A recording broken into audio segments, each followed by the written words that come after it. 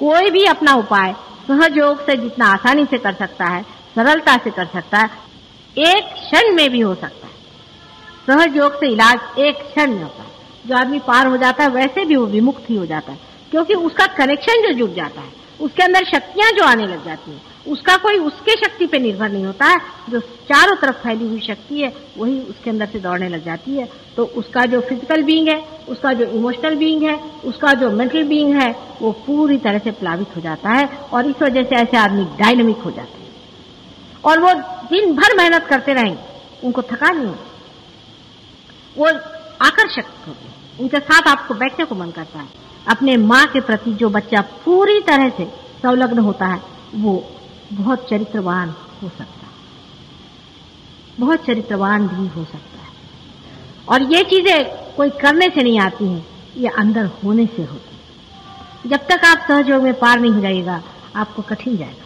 पार हो जाने के बाद में इस धर्म की स्थापना करना आपको इतना आसान हो जाएगा, क्योंकि आप देखिएगा कि एक ही माँ के पेट से इतने बच्चे पैदा हुए।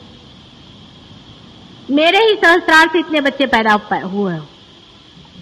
आप अपने वाइब्रेशंस पा चुके हैं, इसलिए ये भी समझना चाहिए कि ये चमत्कार जो घटित हुआ है ऐसा ही नहीं हुआ, इसमें कोई न कोई विशेष शक्ति का खेल हुआ है। और ऐसा आज तक नहीं हुआ था, भूतो न भविष्यति, इसकी बात भी नहीं थी। जो आज हो गया है वो क्यों हुआ है? आज तक किसी ने भी ये नहीं बताया था कि इस उंगली पर या इस उंगली पर ये चक्रों पे चलता है। और इसका ही नहीं, लेकिन दूसरों का भी इवॉल्विंग आपके हाथ में जो दिया गया है एक विशेष शक्ति का, ये आज हमें मुंह खोल करके कहना पड़ता है, ये आपकी बेअक्ली की बात है।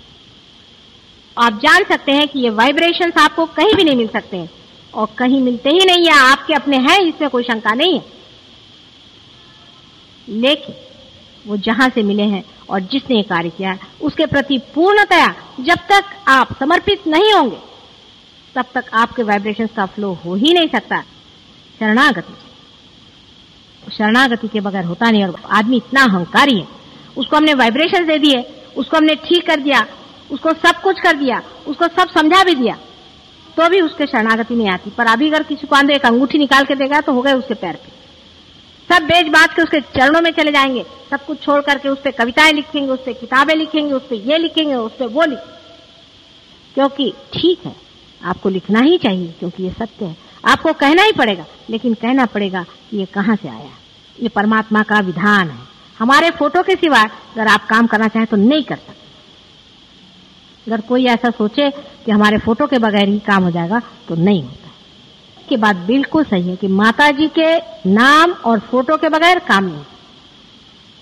सहस्त्रार पे ही ये स्थान है, इसलिए सहस्त्रार के मंत्र में हमारा नाम होना अत्यावश्यक है।